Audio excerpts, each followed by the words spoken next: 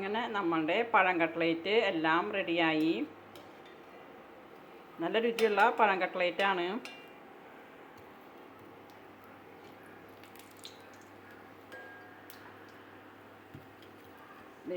എല്ലാം റെഡിയായി. കണ്ടോ, നല്ല മുരിഞ്ഞ കട്ട്ലേറ്റാണ്.